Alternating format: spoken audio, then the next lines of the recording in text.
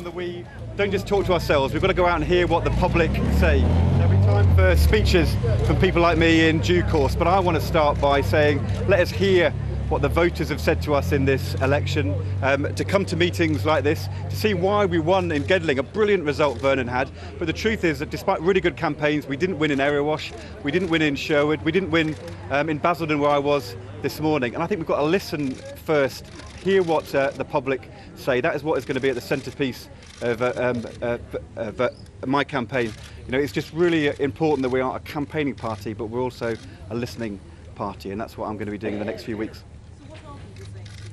They're saying that we did lots of really good things. I mean, the Sure Start Children's Centre here, brilliant.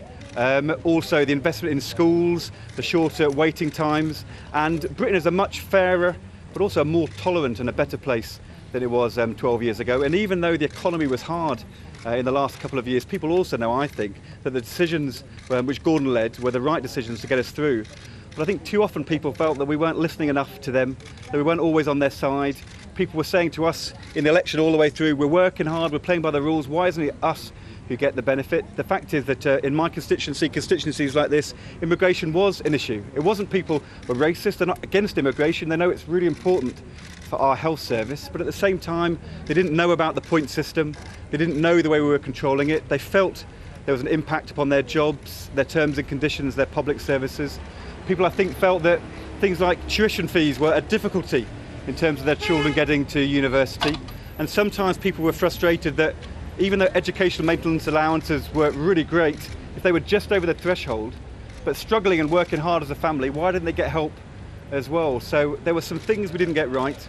I don't think always we showed that we were sufficiently in touch and listening, and that's why I think it's really important that in this leadership election, all the candidates, we're not just doing party meetings, we're going to do public meetings. That's what I've done for the last 2 years in my constituency. It was the only way to win. It's what Vernon does, it's what Sharon does in her constituency. You've got to be out there on the doorstep, listening to people, responding to their concerns, and I think we need to start that today with the Labour leadership election. About needing to talk to ordinary people, and you said in a newspaper interview that you didn't just want to do party meetings and seminars. Was that a dig at the other two contenders? No, because I think it's what all the leadership will do. But I've come from a particular experience in the last 18 months. I fought a really hard fight with the Conservatives. They threw enormous amounts of money at my constituency and posters and phone calling and all of that. And it was also a constituency where we had a lot of voters, because it wasn't my old constituency. And the only way we won was by getting out for 18 months and being in people's homes. We had tens of public meetings. We talked about the economy, immigration, public services, GP opening hours. And we said, you tell us what matters to you and let us hear about difficult decisions. It's about being able to say, my values drive what I do, but it's also about genuinely listening and hearing. And I don't think, at least for me, and I think for all the candidates, we shouldn't go and say, we've got the answers, here's our conclusion, until we first of all heard what people are telling us. And that's why I wanted to come here to Gedling. We've been hearing, you know, what worked here, that they've got a great MP, but also that there were issues which we need to address. And if we can address those issues in the coming months on policy, on communication, but also be tough and decisive in our opposition to what the new Conservative Liberal and Conservative coalition we fear is going to do to communities like this, to jobs, to local families, then, you know, I think we can be ready when the election comes. You're someone who's always been politically identified very closely with Gordon Brown. Do you worry that that will count against you? Look, I'm very proud of the work I did in the government in the last 12 years, and I think people will look back and say Gordon did some really brave things, but I don't think people are going to see this through the old prism of Blair and Brown, or of old or new Labour. I think that's sort of the past, really. What people want to know is, are we in touch with the public? Are we on their side? Do we understand their concerns?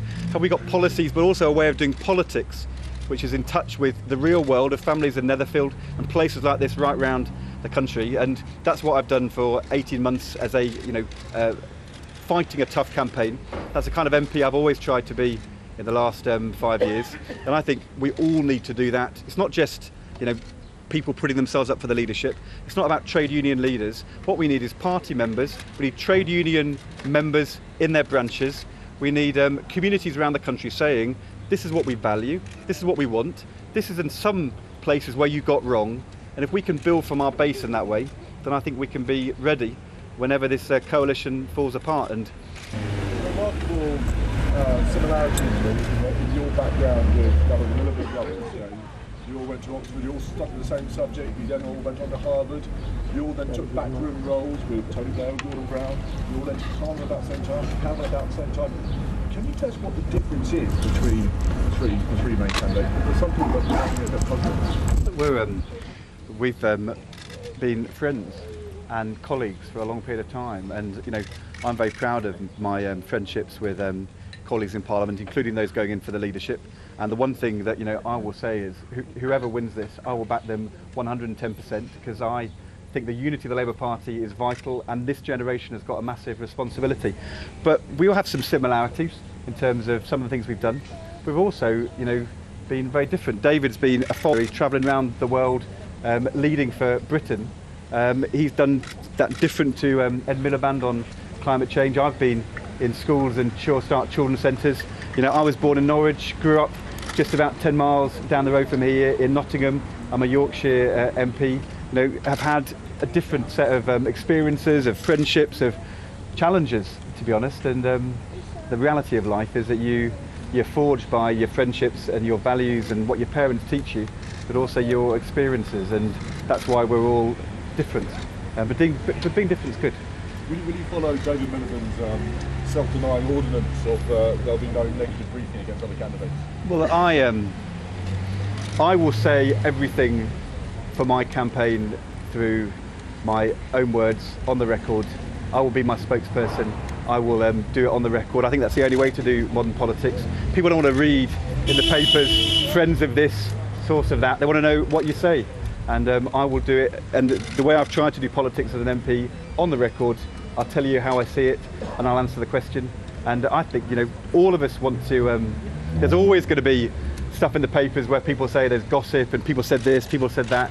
I think all of us as leadership candidates have got to say we're going to do it in an open way, and we'll do it putting unity first. And if the Labour Party is not unified, we will let down thousands and millions of working people, people on middle and modest incomes who, might well suffer in the next couple of years if the Conservative Liberal coalition gets their way. We've got a massive responsibility, and I think it's important we rise to that. You've got a long campaign, 4 months. Are any of you going to get a holiday? After the general election campaign and everything that our kids have put up with, the one thing that they will not put up with is not having a holiday in August. So whatever happens, we're having a holiday. And exactly how long it will be and how we'll be able to do it, I'm afraid is up for negotiation. But I have a feeling I might be told rather than getting much of a say in that. But yeah, I think we've all been working really hard, and all of you guys have been working pretty much every day for weeks and weeks. So there must be a chance for a holiday soon. Surely. Ed, you said that you're listening, but what specific policies do you think Labour need to change in order to win the next election? Well, I mean, I don't want to